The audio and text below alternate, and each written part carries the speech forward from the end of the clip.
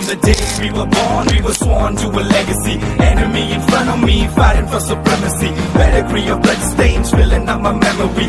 Every single hurt brain fading out in jealousy. சொல்லும் இந்த கதை என் முன்னோர்கள் போட்ட பாதை. இந்த ரத்தம் சத்தம் பாதை. சில வீரர்களின் கீதை, சில பேரோட வழியில் ஆனந்தம், சில கண்களில் கண்ணீரில் அனுபவம்.